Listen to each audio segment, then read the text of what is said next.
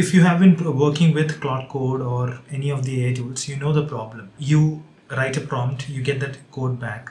You've entered it, at least the tool enters it directly into your code base, but you don't really understand what's going on, right? And the problem happens when it's a production system and you want to debug the situation, but you are not able to understand what's happening within the code base. I've not faced that. I've not reached that level of problem, but I've been feeling that the level of understanding that I used to have has gone down, and I think this tool helps me improve my understanding of this code, and hence the name arivcode. Ariv is understanding in Malayalam, which is my native language. It is free and open source, and the code base is available on GitHub. You can check that out. It's a npm package, so it's published on npm. Here is a quick demo of how things works. Getting started with arivcode is quite easy. You just have to npm install -c arivcode, and you run arivcode init. You pick the provider that suits you. You add a API key for that provider and select the model for that provider, and that's it. You're good to go. Rest of the changes are automatically handled for you, so you don't have to worry about any of those things. To show you this in action, I have the code base itself, which I'm using arivcode to test my knowledge about arivcode. So that's how I am working on it right now. I have quite a lot of changes here. So right now I am implementing a second version. So this is the first version of the alpha that was released last week, 8 days ago. Now I'm releasing the next version. So in this version, it is basically not just pre-commit, but also pre-push. So you can commit freely, but when you push to GitHub, you have to answer the question. So the place where you face this friction changes. So that's a change here. So let me test my own knowledge about the code base. So I've already installed the hook. So we have the pre-push. Now it's generating the questions based on all the changes that's present here, and then let's wait for a few seconds because generating the questions takes some time. So this is where the friction is. You can't just keep committing again and again. You have to answer the questions, make sure that your understanding about the feature that you've just done is good. Only then you can commit it.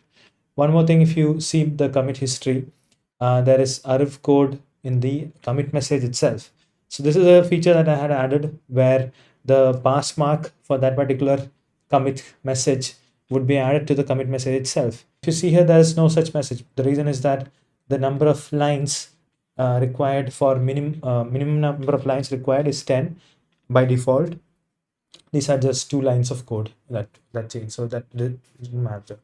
So you can see, right, there are 16 questions generated. Maximum questions that can be generated at a time is 20.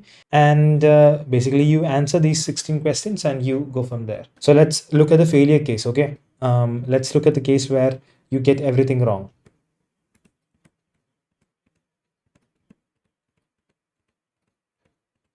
So I have answered 0 out of 16. All my 15 questions are wrong.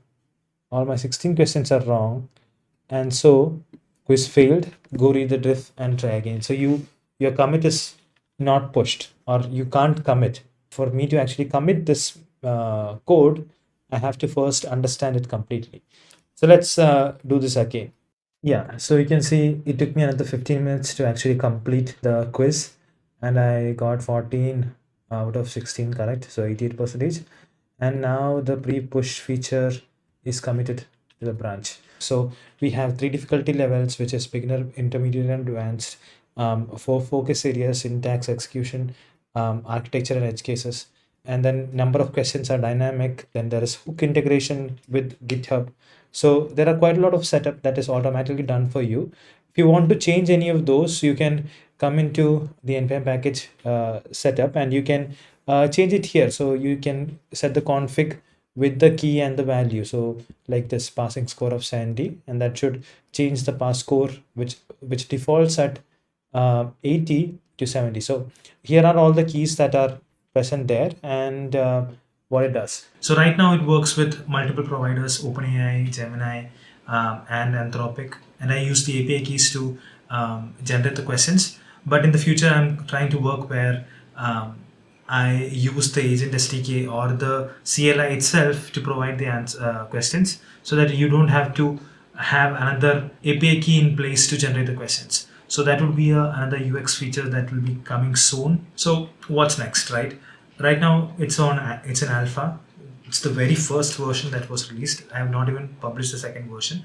So there is a lot to be done. I'm currently working on the push version. So that's a mode level feature that I'm adding. The other would be what I just said on the API provider. So instead of using API keys, you basically use a CLI within that you've already configured and you are already subscribed to generate the questions. And also one person suggested me that I add architectural level stuff. Basically you get architecture documentation or how the architecture changes with the code while you're doing it. So things of that sort. I'm still figuring it out how I can do that. So these are things that I'll be probably adding in the coming weeks or months. So this is what I'm working on right now. If you find it interesting, do give it a try right now. It's available on NPM. Start the GitHub repo if you have some time. So thank you for watching. If you find this interesting, share it with someone who you know codes quite a lot.